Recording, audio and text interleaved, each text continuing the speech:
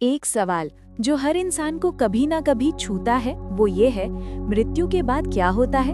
आत्मा कहाँ जाती है? क्या ये कहानी यहीं खत्म हो जाती है या कोई और दुनिया है जहाँ हमारी आत्मा अपनी अगली यात्रा पर निकल पड़ती है? दोस्तों, ये प्रश्न उतना ही पुराना है जितनी पुरानी है पृथ्वी।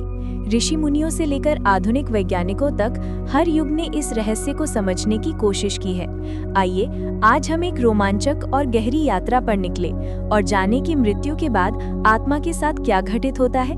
विभिन्न धर्मों, दार्शनिकों, वैज्ञानिक दृष्टिकोण और रहस्यमयी अनुभवों की रोशनी में हम अक्सर मृत्यु को अंत मानते हैं, लेकिन भारतीय दर्शन कहता है कि मृत्यु केवल एक परिवर्तन है। जैसे हम पुराने कपड़े उतार कर नए पहन लेते हैं, वैसे ही आत्मा पुराने शरीर को छोड़कर नया शरीर धारण करती है। श्रीमद् भगवद गीता में भगवान कृष्ण कहते हैं, वासांसि जीर्णानि यथा विहाय नवानि गृह्णाति नरो पराणि तथा शरीराणि विहाय जीर्णन्यान्यानि संयाति नवानि देहि। अर्थात जैसे मनुष्य पुराने वस्त्र त्याग कर नए वस्त्र पहनता है, वैसे ही आत्मा पुराने शरीर को छोड़कर नया शरीर धारण करती है। हिंदू धर्म में कर्म को अत्यंत महत्वपूर्ण माना गया है। हमारे जीवन में किए गए कर्म ही तय करते हैं कि मृत्यु के बाद आत्मा कहाँ जाएगी। अच्छे कर्म हमें ऊंचे लोगों में ले जाते हैं, जहाँ सुख और शांति का अनुभव होता है। बुरे कर्म आत्मा को निचले लोगों या कठिन परिस्थितियों में जन्म लेने के लिए बाध्य करते हैं। परंतु ये अंत भी नहीं है, क्योंकि आत्मा अपने कर्मों के आधार पर नए शरीर में जन्म लेती है और ये चक्र तब तक चलता रहता है जब तक वो मोक्ष यानी परम मुक्ति प्राप्त नहीं कर लेती। मृत्यु के बाद आत्मा सबसे पहले यमलोक की यात्रा करती है। वहाँ चित्रगुप्त हमारे सभी कर्मों का हिसाब रखते हैं। ये कोई डराने वाली कल्पना नहीं, बल्कि एक गहरा प्रतीक है कि हमारे हर कार्य का फल हमें अवश्य मिलेगा। जिस व्यक्ति ने सत्कर्म किए हैं, दया, करुणा, धर्म और सत्य का पालन किया है, उसकी आत्मा को स्वर्ग लोक की यात्रा प्राप्त होती है, जबकि जिसने पाप, हिंसा और अधर्म का मार्ग चुना है, उसे निचले लोगों का अनुभव करना पड़ता है। परंतु ये अंत भी नहीं है, क्योंकि आत्मा अपने कर्मों के आधार पर नए शरीर में जन्म लेती है और ये चक्र तब तक चलता रहता है जब तक वो मोक्ष यानी परम मुक्ति प्राप्त नहीं कर लेती। बौद्ध धर्म थोड़ा भिन्न दृष्टिकोण प्रस्तुत करता है। बुद्ध ने कहा कि स्थायी आत्मा का कोई अस्तित्व नहीं है, जिसे वे अनात्म कहते थे।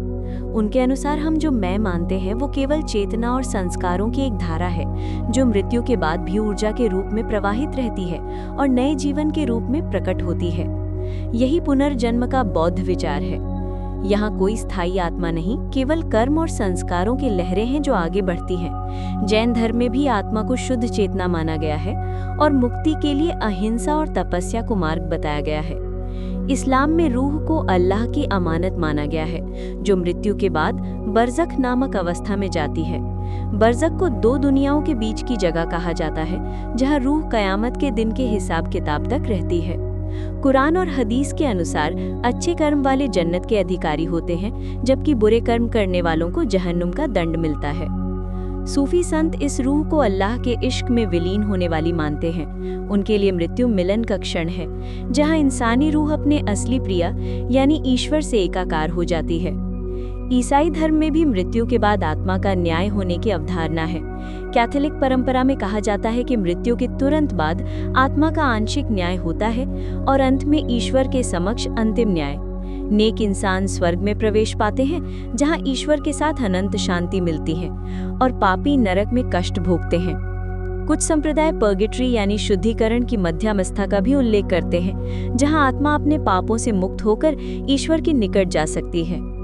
ज़ोरास्ट्रियन धर्म, प्राचीन मिस्र की मान्यताएं, यूनानी दर्शन, सभी में आत्मा की यात्रा की अपनी अपनी कहानियां हैं। यूनानी दार्शनिक प्लेटो ने आत्मा को अमर और शाश्वत बताया, जो जन्म से पहले भी अस्तित्व में रहती है और मृत्यु के बाद भी। मिस्रवासी मानते थे कि मृत्यु के बाद आत्मा का हृदय तोला जाता है और सच्चाई और नैतिकता के आधार पर उसका अगला मार्ग तय होता है। आधुनिक विज्ञान इस प्रश्न का निश्चित उत्तर नहीं देता, लेकिन कुछ रोचक संकेत जरूर देता है।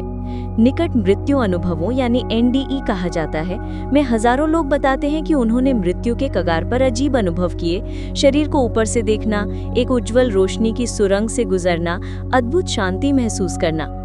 वैज्ञानिक इसे मस्तिष्क में ऑक्सीजन की कमी या रासायनिक प्रतिक्रियाओं से जोड़ते हैं, पर यह भी सच है कि इनमें कई बातें अब तक पूरी तरह समझाई नहीं जा सकी हैं। कुछ भौतिक विज्ञानी और न्यूरोसाइंटिस्ट चेतना को केवल मस्तिष्क का उत्पाद नहीं, बल्कि ब्रह्मांड की मूलभूत विशेषता मानते हैं। क्वांटम चेतना का सिद्धांत कहता है कि जिस तरह ऊर्जा नष्ट नहीं होती, केवल रूप बदलती है, उसी तरह चेतना भी किसी रूप में बनी रहती होगी, शायद किसी और आयाम में। भारत के गांवों और जनजातीय समाजों में भी मृत्यु और आत्मा को लेकर गहरी मान्यताएं हैं। कहीं माना जाता है कि मृत्यु के बाद आत्मा कुछ दिनों तक घर के आसपास मंडराती है, अपने प्रियजनों की देखभाल करती है, फिर धीरे धीरे पितृलोक चली जाती है। कहीं ऐसा विश्वास है कि आत्मा सपनों के माध्यम से अपने परिजनों से संवाद करती है। लोक कथाएं बताती हैं कि अगर मृतक का अंतिम संस्कार और कर्मकांड ठीक से न हो तो उसकी आत्मा बेचैन रह सकती है। इन सब विविधताओं के बावजूद एक बात सभी परंपराओं में समान है, मृत्यु को अंत नहीं माना गया, बल्कि एक नई यात्रा की शुरुआत समझा गया है। चाहे आप इसे पुनर्जन्म का चक्र माने, स्वर्ग नरक की यात्रा समझें, चेतना की ऊर्जा का रूपांतरण कहें, या ब्रह्मांडीय एकता में विलीन होने का अनुभव, सब में ये संदेश है कि जीवन और मृत्यु के बीच की रेखा उतनी कठोर नहीं जितनी हमें दिखाई देती है।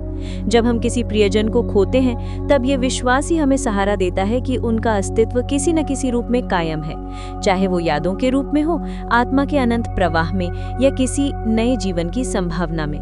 शायद यही कारण है कि संस्कृतियों ने शोक के साथ साथ स्मरण, प्रार्थना और अनुष्ठान बनाए, ताकि आत्मा की यात्रा में सहायता मिले और जीवित लोग भी इस गहन रहस्य को स्वीकार कर सके।